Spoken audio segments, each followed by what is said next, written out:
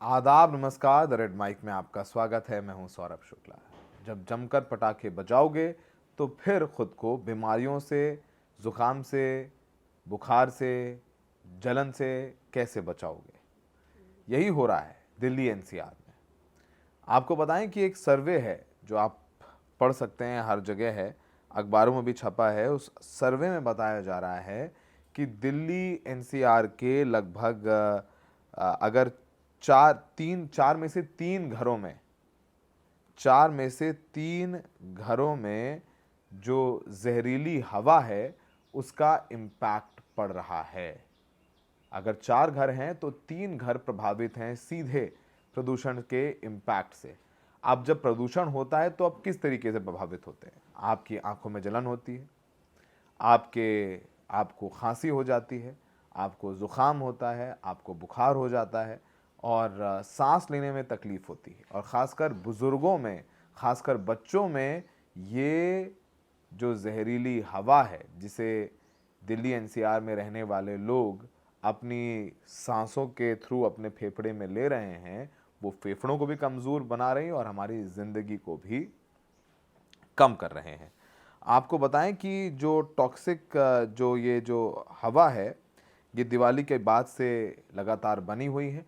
पहले कुछ कमी हुई कुछ दिनों में, लेकिन फिर से बेहद ख़राब श्रेणी में दिल्ली की हवा पहुंच गई है। यानी जो एयर क्वालिटी इंडेक्स है वो कई इलाकों में 500 के करीब तक पहुंच गया है। आपको बताएं कि एक सर्वे कराया है और ये सर्वे लोकल सर्किल्स ने कराया है। उनका कहना है कि दिल्ली एनसीआर में 25% घरों में जो परिवार हैं उसमें किसी न किसी सदस्य की आंखों में जलन, सिरदर्द या नींद ना आने की समस्या से जूझ रहे हैं। हर 4 में से 3 परिवारों में कोई ना कोई बीमार हो गया है। 4 में से 3 परिवार सीधे इम्पैक्ट हुए हैं इस पोल्यूशन से। जिन्होंने पटाखे जलाए हैं वो भी इम्पैक्ट हैं, उन पर भी इम्पैक्ट है, उन पर भी प्रभाव है, और जिन्होंने नहीं जलाए हैं उन पर भी प्रभाव है। और ये सर्वे बताता है कि 42% घरों में किसी ना किसी को गले में खराश या खांसी की शिकायत है। सर्वे में दिल्ली एनसीआर के 44,000 से ज़्यादा लोगों की राय ली गई। यानी 44,000 सैंपल साइज बहुत बहुत बहुत बड़ा होता है सर्वे के लिए। और इसमें 61% पुरुष और 39% महिलाएं शामिल हुई हैं। और बंगाली खाड़ी में कम दबाव का क्षेत्र बना हुआ है जिसकी वजह से वैसे भी विजिबिलिटी थोड़ी सी कम है। और अगर ये चक्रवात में तब्दील हो गया तो हो सकता है कि लैंडफॉल हो उड़ीसा में कहीं, तो कुछ बारिश होने की संभावना है।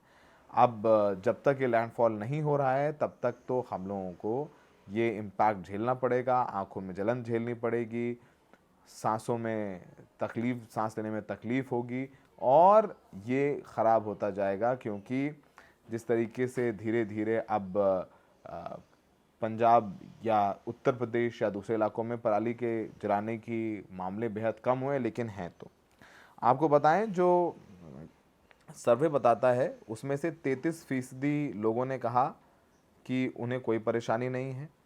25% लोगों ने कहा कि उनकी आंखों में जलन हो रहा है। 25% ने कहा कि उनके सिर में दर्द हो रहा है। 25% ने कहा कि उन्हें रात में नींद नहीं आ रही है। 17% ने बताया कि उनकी नाक बह रही है, यानी उनको कफ हो गया है। 17% ने बताया कि एंग्जाइटी हो रही है, यानी घबराहट हो रही है। और 17% कह रहे हैं कि सांस लेने में तकलीफ हो रही है, यानी सांस लेने में दिक्कत हो रही है।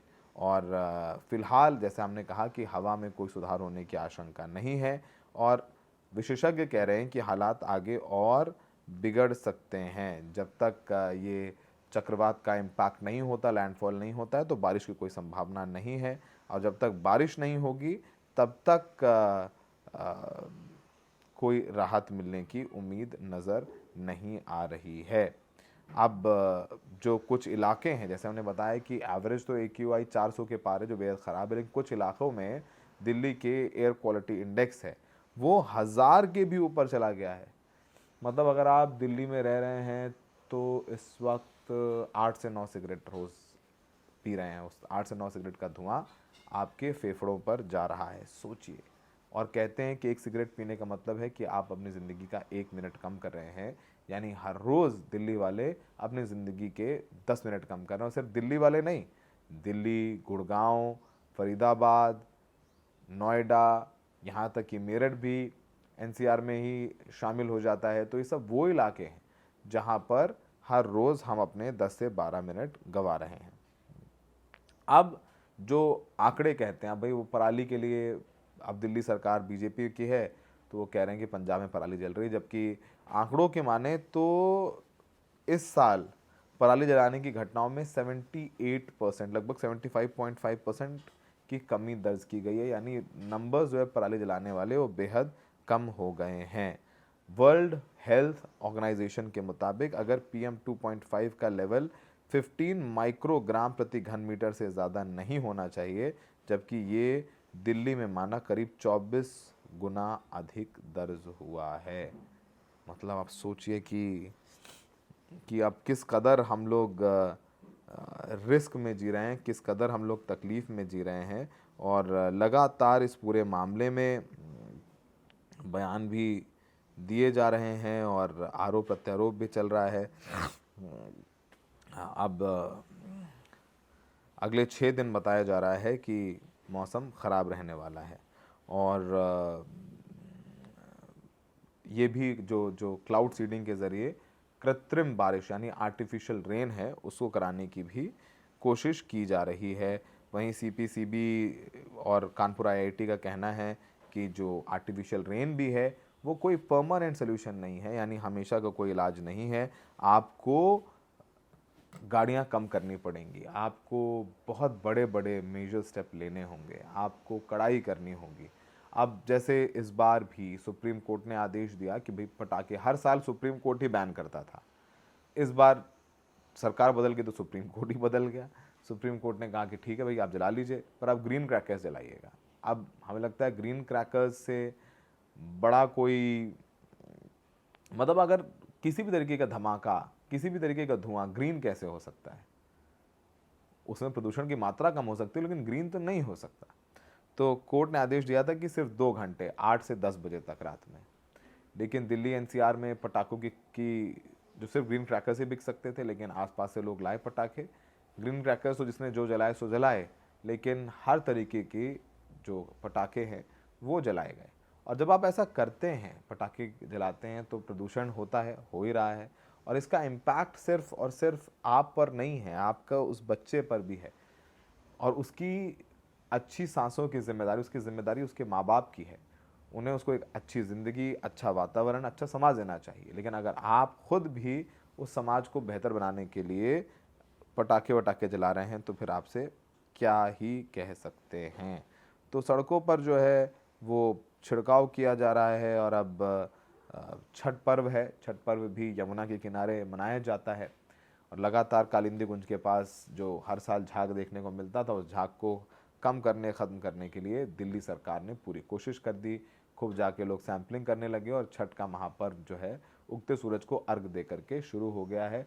अब जो पूजा पाठ करने वाली महिलाएं हैं वो चाहे झाग हो ना हो, वो जा कर के अपना अर्घ देती हैं। इस पूरे मामले में जो दिल्ली सरकार है उसके तमाम आरोप हैं कि जो डेटा है, जो डेटा दिखा रहे हैं वो पूरी तरीके से फज किया जा रहा है, यानी फज किया जा रहा है। और कह रहे हैं कि बीजेपी वाले नौटंकी कर रहे हैं, फर्जीवाड़ा कर रहे हैं, प्रदूषण का डेटा जो है वो फोर्स कर रहे हैं। अब एक वीडियो जो है सोशल मीडिया पर शेयर किया है सौरभ भारद्वाज ने। उनका कहना है कि दिल्ली प्रदूषण मॉनिटरिंग स्टेशन पर दिन रात पानी का छिड़काव किया जा रहा है ताकि प्रदूषण और AQI रीडिंग कम हो जाए। ये वही लोग हैं जो कहते हैं EVM में कोई बेईमानी नहीं। अब ये हर चीज़ में बेईमानी करते हैं तो क्या उम्मीद है, क्योंकि जहाँ पर ये स्टेशन लगा हुआ है, जहाँ से मेजर किया जाता है पोल्यूशन, वो तो वहीं का पोल्यूशन बताएगा ना भाई, आनंद विहार में जहाँ लगा है। और वहाँ उस जगह पर अगर वाटर स्प्रिंकलिंग हो, पानी का छिड़काव हो, तो जो लेवल है वो और कम आ जाएगा। तो सौरभ भारद्वाज लगातार इस पूरे मामले पर आरोप प्रत्यारोप लगा रहे हैं। अब यमुना का पानी जो है, छठ चल रही तो यमुना के पानी को लेकर के भी कह रहे हैं कि भाई मैं रेखा गुप्ता से कहता हूँ, उनको चैलेंज देता हूँ कि रेखा गुप्ता जो है वो जाकर के यमुना का पानी पी लें। तो उन्होंने ये वीडियो भी अपने हैंडल पर शेयर किया। अब पानी तो खैर वैसे वादा तो केजरीवाल ने भी किया था कि यमुना में नहा के दिखाएंगे 5 साल में, 2020 के चुनाव में, और ऐसा नहा के नहीं दिखा पाए वो भी। तो 1 साल में रेखा गुप्ता से भी आप अगर कोई उम्मीद कर रहा है कि हो जाएगी साफ, तो मुश्किल है। लेकिन वादे तो बहुत ज़्यादा इन्होंने भी किए थे और इनको भी जो है वो घेरा गया था।